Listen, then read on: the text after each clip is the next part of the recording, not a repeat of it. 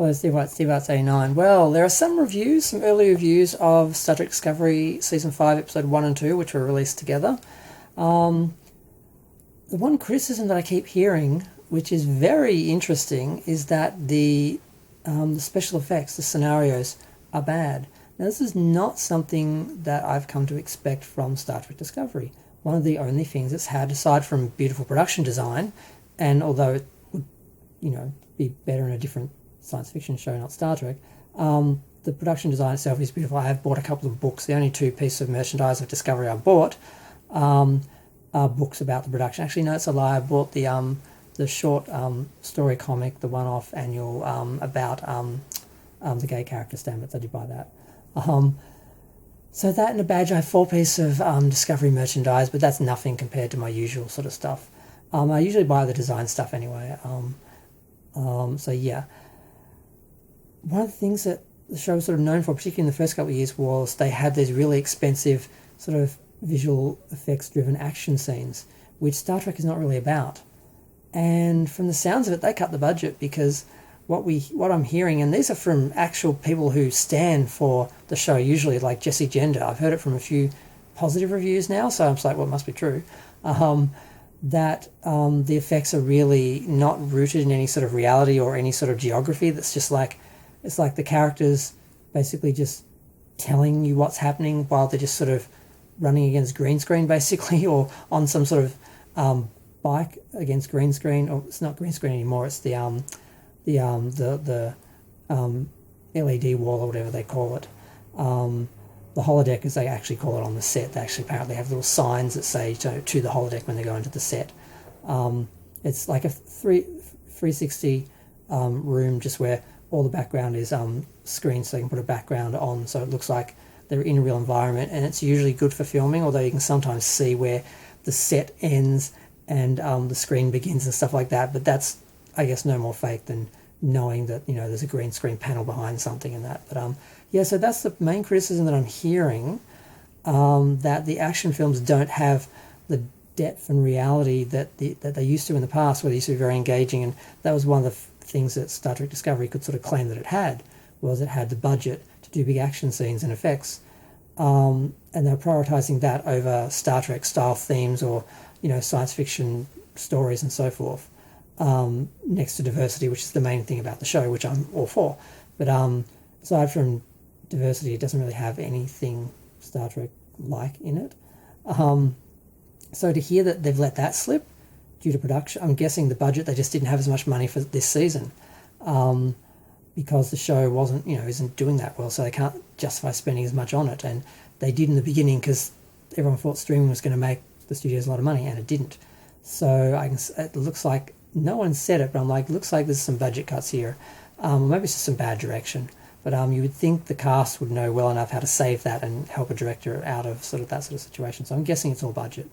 So I had to comment on that, because I think it's a really big and significant thing for that part of the show to be lacking, because that seems to be one of the things that's drawn in new fans, because they don't care about Star Trek. These are just generic science fiction fans, and they're coming here for the effects and the makeup and the diversity. And if they're not getting the action scenes, is it going to hurt the show?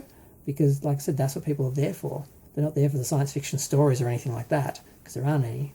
It's just, one big story told in chapters, universe-ending drama, and there's action scenes, heading towards, solving that, as they do at the end of every season.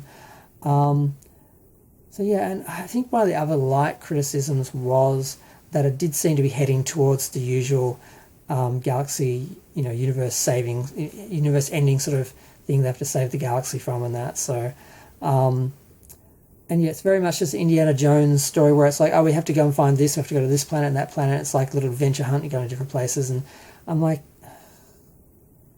that's not Star Trek, that's Indiana Jones in space. They keep trying to just do everything but Star Trek in space, and just doing it under the name of Star Trek, and being like, oh, we're just doing all these different shows under the name of Star Trek because we're giving everyone what they want, so maybe something will stick and someone will like something. Like every year they try and do that, and it never works, because they never do Star Trek. They're always doing something else, something that people can get somewhere else, or is original somewhere else with something else, with some other IP.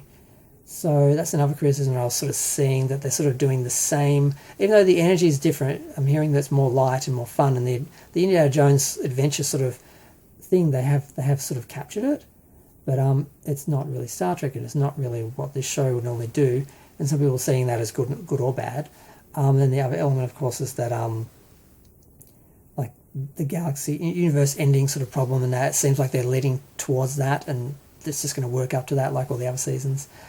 But yeah, so I'm going to go. Feel free to share, like, comment, subscribe. Oh, and I was mentioning before that I thought, what happens if they use the progenitors to change everything because of Michael Burnham?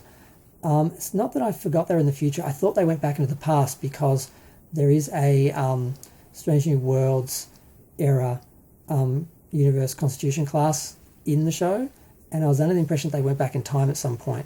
And I wasn't sure if the story takes place in the past or if there's just one part or one scene or one episode where they go back. For a minute I thought they actually went back in the past to do this.